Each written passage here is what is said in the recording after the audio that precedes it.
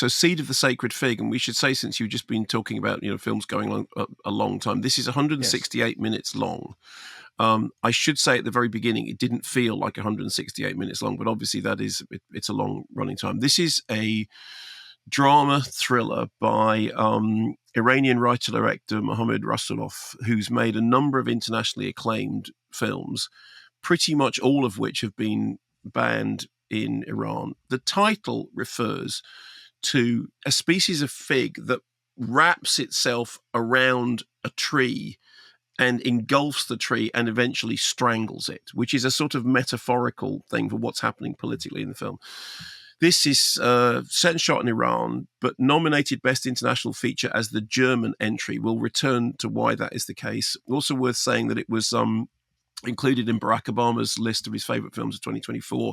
He still does that list every year, and it's still a really, really fascinating list every single year.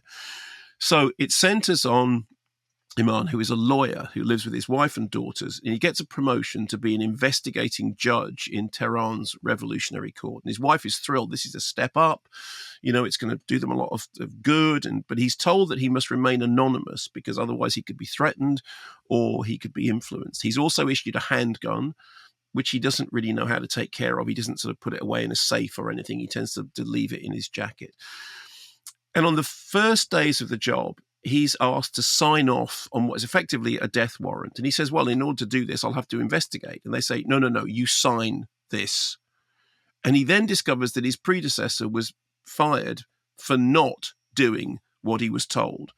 So he's not an investigator. He's a stooge. He's a stooge who is being faced with a welter of this kind of thing because there are protests. There are far-reaching protests. There are arrests. People are being arrested and convicted on completely sort of trumped up charges.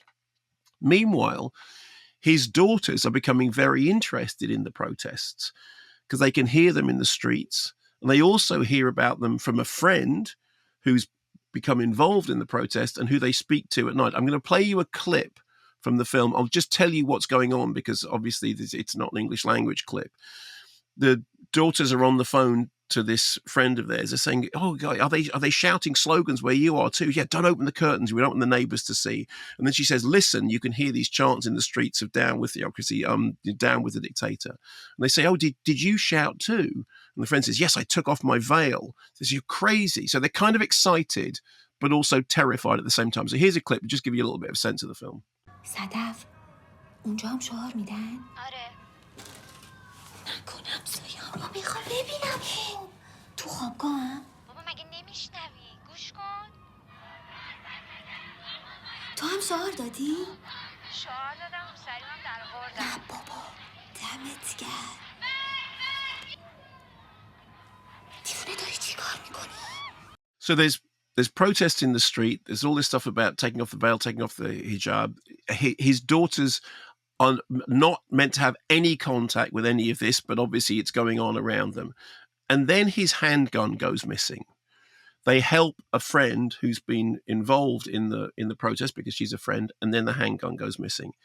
And in the question of what's happened to the handgun, suspicion from his point of view starts to turn on his own family, on his nearest and dearest. And we see the family descend into a sort of crisis which becomes a microcosm of the larger crisis of political corruption, which is that he starts to behave in a manner which is terrible. Now, the film is about the corrosive legacy of authoritarian rule and the way in which you can get dragged into doing something because that's the way the system is working, and because you become paranoid and because you're convinced you're right, and how even a decent family man can end up becoming the thing he fears and dislikes the most. And as I said, that collapse of the family is a microcosm of a much wider societal problem. I think the whole thing is brilliantly played, really gripping, nearly 3 hours long, but boy, it doesn't feel like it, because you need that length of time for the central character's transformation to happen. The director had been arrested and imprisoned before for speaking out against the Iranian state. The film apparently was shot almost entirely in secret. It was produced with financing from multiple companies in France and Germany. Then it was announced that it was playing at Cannes in May. And when it did, the authorities in Iran arrested the crew, There was a news story that said they've interrogated the producers of Seed of the Sacred Fig following its selection. They were subsequently prohibited from leaving the country. Their lawyer said that the film crew had hours of interrogation. They were pressured to convince the director to withdraw the film from Cannes.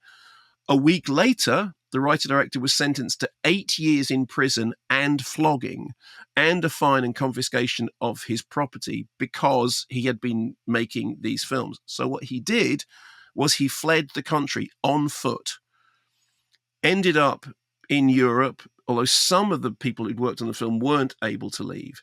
The footage was smuggled out of Iran to Hamburg. Then it was edited in Hamburg. And whilst they were doing the editing, what they did was, and this is funny because this relates to what we're talking about with September the 5th, they intercut news footage with the dramatic footage to create this extraordinary drama, which now uses footage of actual demonstrations within the unfolding drama, and as I said, has become Germany's entry for the best foreign language film. I mean, I thought it was really brilliant. It's gripping. It's made with real peril. I mean, this is filmmaking that really, you're putting something on the line when you make a film like this. It discusses a national malaise, but in a way which works on a personal level, because as I said, it's all about the family. It is a story about how very ordinary people can become part of something which is very, very extraordinary. I thought it was relevant, powerful, as I said, gripping, and just the sheer fact of what was involved in making it. I mean, obviously we've talked before about Jafar Panahi and people, making films in an environment in which simply making the films can get you arrested, whether it's, prison or house arrest or whatever it is. And then Jafar Panahi just carried on making films and then smuggling them out on USB sticks.